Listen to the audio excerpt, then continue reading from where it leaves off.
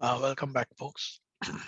Today, I'm running a little bit short of time.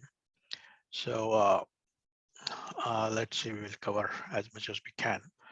So last time we were discussing or we just finished talking about the three gunas. So if I go back a slide, so the vrittis, the impressions that are riding on top of consciousness, they are categorized by the rishis, the thinkers who have postulated the system of Advaita, and other rishis as well. That there is sattva, rajas, and tamas, and we need to keep this categorization of the vrittis when we look at the next verse. There's maybe today and then maybe another session before we wrap up with the background necessary to look at the next two verses. So so the next thing that we want to look at is when we perform an action. So what we have seen before is this I-ness, this ego, which is called as the ahankara. We went over this last time, that it is a special kind of vritti that gives rise to a special kind of experience, and that is the feeling or the experience of I-ness. And with this comes the idea of the notion of uh, the karta. Karta is an agent of action. So there is a very big doctrine of karma yoga, and what we want to look at are just three or four things in this without getting into too much of details. Very obvious logical things like karma is basically an action. Now this action can be a tangible one, and it can be an intangible one. And there is a degree of reality between this. So when I say something is tangible or non-tangible, it depends on what plane or dimension you are in when you're looking at it. Some things might affect you, some things may not. So this karma, when it gets performed, you go and talk to somebody. That's an action. You perform something with a desire to obtain the result of that action. That is another form of karma. So this karma, when it is executed, then the result, the typical word used is phala, karma phala. There is bound to be a result of that action. It could be a good result or a bad result. And then these words good and bad, they are pretty relatives. Somebody might feel something or be affected by something as a result of the karma, and another person may not be. So there's some degree of relativity in this notion of the results of this karma. But this the result of the karma that takes place is again classified or analyzed into two levels. There's actually multiple, but like I said, not we don't we don't even want to get into the details of this karma yoga. It is more might be an intellectual exercise and might also give some kind of satisfaction, but really from the final aim that Advaita wants you to reach, it's not that useful. It's not going to be that useful. Nevertheless, so there are basically two types of results of the karma, and again very logical. That one is the results are immediately visible or experienceable results, and others that are stay hidden, and then they will emerge at a later point in time. Now, when that point later point in time is that we do not know, it will be difficult to understand the exact logistics when this would happen. It would take place as a result of the combination of other karmas. It would take place in 1 hour. It could take place in 1 day. It could take place in an year, several years, decades, and you can keep stretching this on, and you don't have to believe it. Like I was saying it, there is no harm if you believe it also, but it could be stretched beyond a lifetime. So the result of a karma could also be experienced or come into effect in a later life, or several life later. You can extend the analogy. So these effect, the bottom line is that if there is an action and result is inevitable, and so there are different categories of results that are there, similar to the three gunas that were there. There are these categories of results, and roughly they form these two pairs, the dual nature of this entire cosmos, or this entire worldly experience that we go through. It has got this dual nature: pleasure and pain, good and evil, and success, failure, and so on, and all kinds of opposites that one can think of. So this karma, the result of karma, is roughly broken down into these two things, and it can take place right away, or it can take place in Sanskrit. It is called as drishta phala and adrashta phala. Drishta means you see it right away. Adrashta means that you don't see it. You don't see it, meaning it can take place now also, or it can take place much later. Okay. So the Rooties, they form the impetus, they form the trigger. They would actually cascade things down until an eventual physical. It doesn't have to be, but generally physical action takes place, and then the result, like we said, is inevitable. And therefore these vrittis, whether it's a subtle action or whether it's a physical action, they contribute, or they are the generators of this action. And what is so there are two questions that two points that we need to take into consideration or be aware of. Number one is, who is the owner of these actions? And number two, how are the results of these actions affecting oneself or us or someone? How does that? So there are these two things. So the obvious, one of the obvious actions is that one of the obvious observations is that he who is the executor of an action is the same person who is going to be the who is going to experience the result of that action. That is a very obvious and logical conclusion that one can come to. So in this, with all this that we talked about, the cause and effect, the law of cause and effect, very straightforward. Even Newton's laws follow these same kind of rationale. In these vrittis that we are seeing,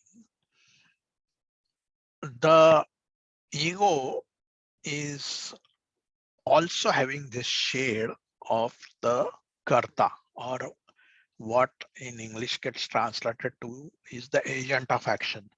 So this ego turns out happens to own or thinks he owns the action that get done via these vrittis. So this ego is also the karta, and therefore the results that are coming up due to the execution of these actions affect this karta. The karta is experiencing the results. He might feel happy, he might feel sad, angry, and all those kind of things. What happens because of that is that these vrittis that we are showing over here, basically anytime an action is done, you have potentially given rise to another vritti here. And so what happens is there is a turbulence. It's like a storm that takes place in the ocean. Now, there is a storm that will, if in other, there is a saying, there's a proverb in English called storm in a teacup. So in a teacup, you'll be having waves, and if you agitate it, there'll be a lot of waves created in the teacup. And if you use your TV camera or whatever camera, movie camera, and if you go close and you just observe it from that perspective, you will think as if there is a whole storm brewing up in this teacup. It's only because you went that close that a small wave appeared to be this big. And if you consider a storm that takes place in an ocean where there is a tsunami and whatnot, their waves are really that big. But if we extend the same analogy, if there is a storm in a teacup and we distance ourselves from that, if we are close to the teacup with our movie camera, the waves are big, and if we move it 5 feet, couple of feet away, and we can still observe that big waves taking place when you're basically agitating the surface of the water or the tea. You notice it, but it's not affecting us that much. In the same way, the storm that takes place in the ocean, if you were to distance, if you're watching it from the moon, or you get even farther away, and maybe if the storm is really big, you might, otherwise you may not even see it on the moon, but maybe you see it from the moon. And if you step even further away, you will have to really observe very closely in order to see that. The point is that the more we are in the vicinity of these waves, these vrittis, the closer we are, the more big they appear to be, the more they affect us. And there's nothing unusual. There's no right or wrong. It's just the way things are.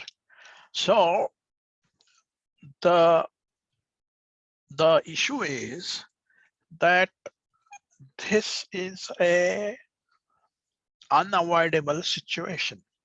There is an ocean.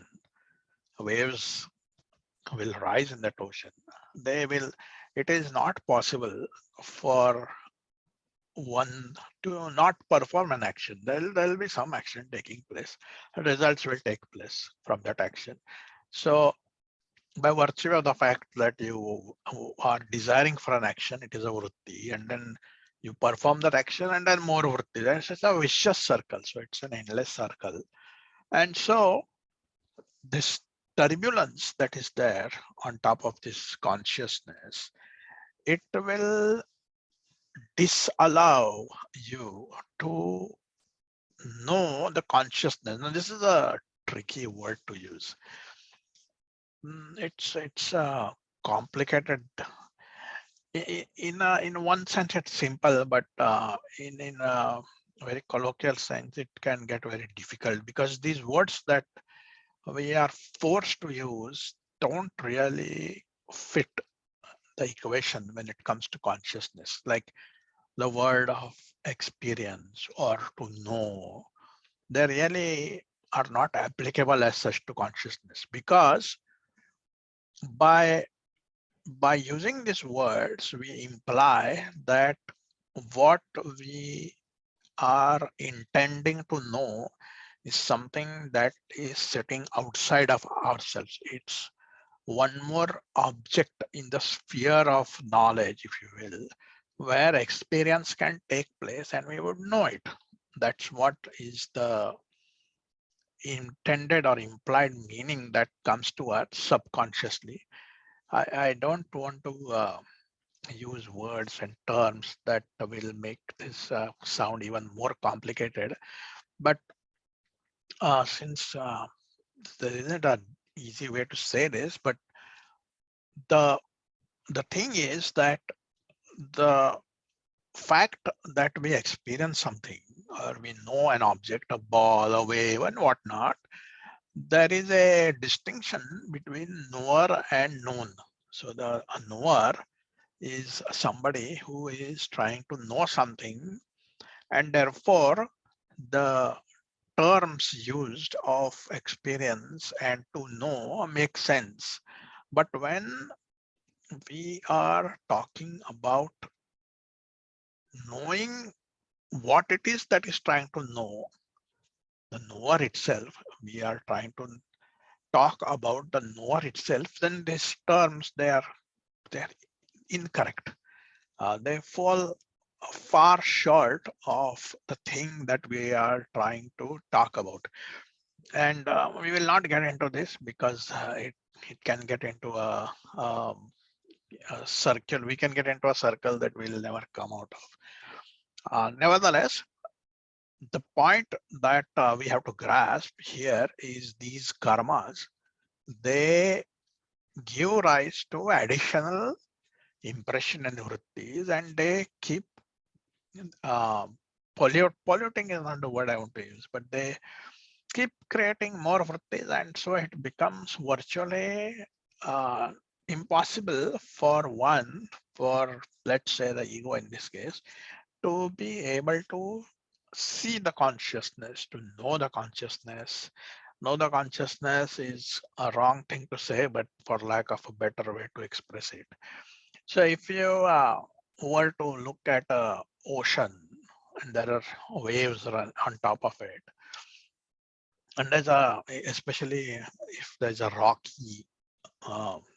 a rocky edge where the waves come and crash, they keep crashing. There's a lot of foam, and big waves come, and even before the first one has crashed, the second one bumps into it, and all this commotion is taking place. If at that edge of the ocean you are unable to see the ocean, there is so much of tumult, there's so much of chaos as the waves run into each other, crash on the rocks, throw up foam in the face, and the foam goes and sits on the other waves, and you can't even look know how deep the water is in the ocean there, or if this is an ocean or not. That is what is the what is the potential outcome that is taking place, and this is the the reality in which all humans are. That edge where the waves are crashing into the rocks, that is where we are all, and we are unable to see the ocean.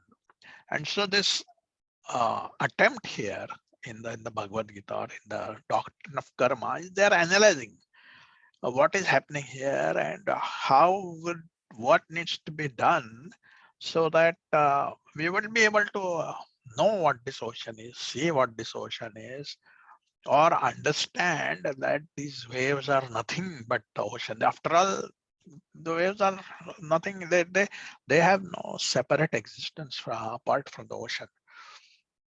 So the this is just a painting of the picture of the state of affairs. And so now we want to take the next step, which is what needs to be done in order to um, understand the nature of consciousness. So let us move on to the next slide. I think I have got one more, and then we can, well, maybe I'll just mention it in the passing. So this, our eventual goal is to, let's keep it simple. This is very complicated. What I'm going to say, from a English grammar sentence point of view, it is simple, but what I'm stating is pretty complicated. But just so that we are kind of aware of where this all is going, what we want to do is to eliminate these vrittis, take out all these vrittis. And when we do that, then we will be able to see the ocean. That is what we want to do. That is the final goal. So when there is no waves, and there is no wind, cause wind or the moon, whatever, causing these waves to rise up and go down, then we can see the ocean. That is the attempt. And how to do this? That is this, if you will, this union of this jiva with this consciousness. This is yoga. Union is yoga. So now that this problem definition is made, how do we do this? So this is, you can do it like this, or you can do it like this, or you can do it like this. So there is different theories, ways proposed, and it's no longer theories because this work has been done several thousand years ago. So once a theory was proposed, then there were practical experiments done, and people really practiced it for several years, for several lives, and they are proven theories. Those theories that were not proven have automatically faded away. It's like, some songs that you hear, you think that that's a golden era songs of the 80s. They were so nice. These days you don't hear those kind of songs. Well, that's not what the case. In 80s also there were bad songs.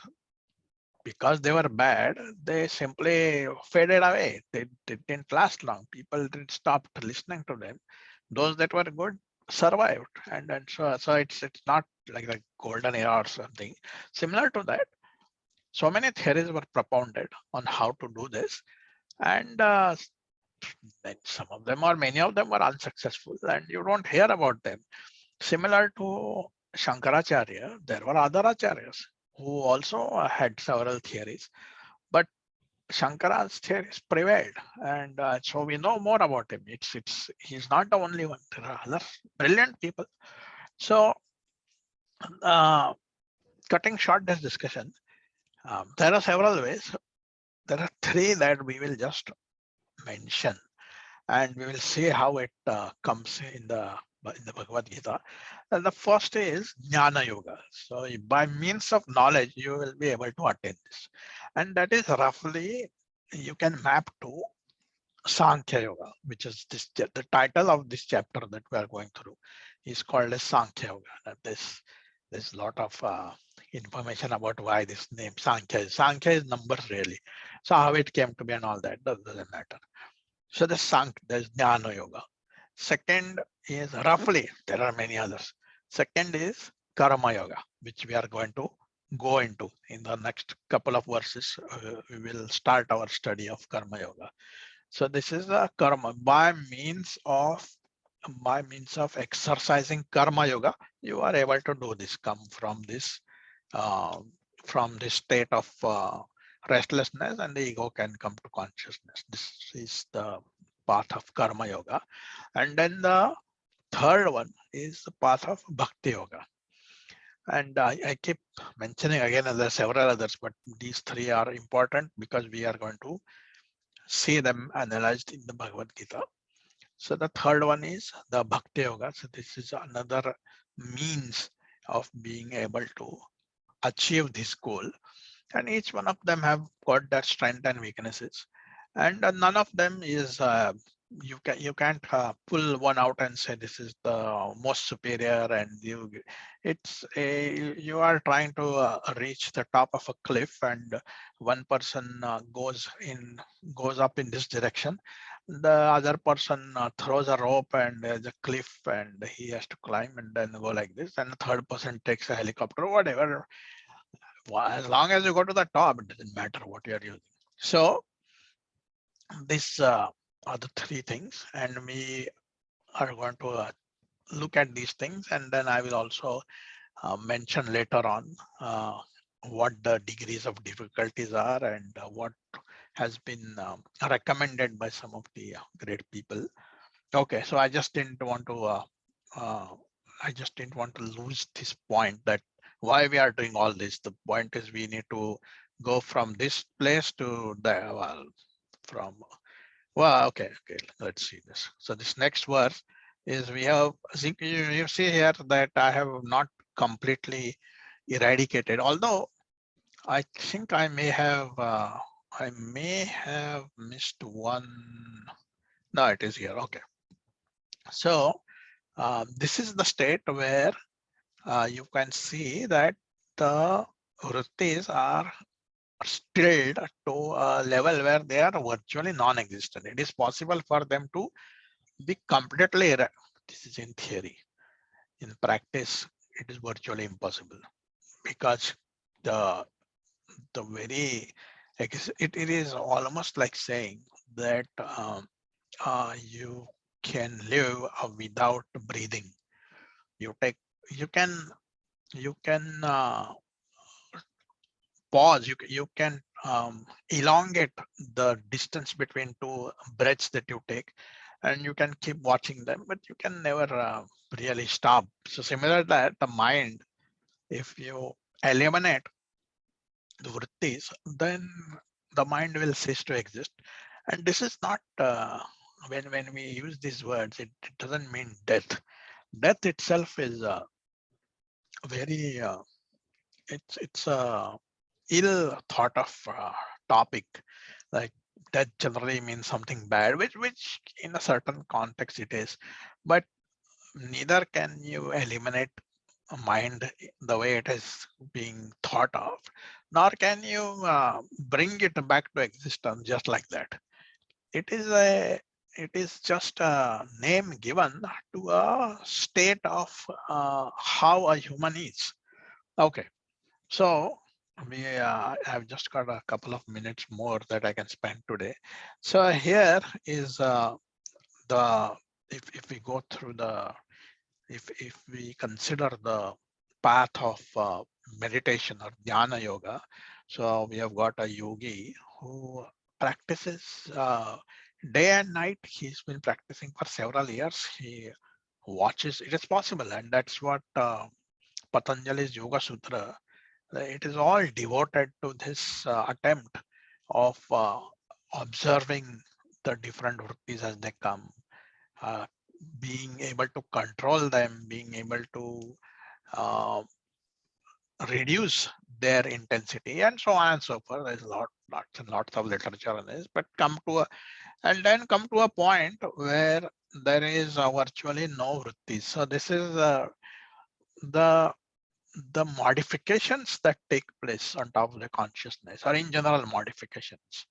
In Sanskrit, it is called as vikalpa, the changes that take place. And there is a very, very popular and famous term that most of the people know who have studied in the literature. And it's almost a foreign or fantastic idea, but it is real. It's not that fantastic, but it's called as nirvikalpa samadhi. So nirvikalpa means without any vikalpa, without any modifications. So this is one of the path that I told you earlier, which is Sankhya Yoga. With this, you decide, once you graduate from your high school, your 12th grade, then you decide whether you want to get into business, you want to get into medicine, you want to get into engineering, you want to get into journalism or whatever, you pick your topic. And once you take that up, and then you devote the rest of your life towards that path. I mean, there are these 10 things available to you. So in this case, this particular yogi, he has decided he wants to follow the path of Sankhya. So he follows this, and this is the goal he reaches. So the next thing that we have is what we are saying is karma yoga, and we will. I have to wrap up the session today, but we will start with this in our next session. Thanks for listening, and I will talk to you next time.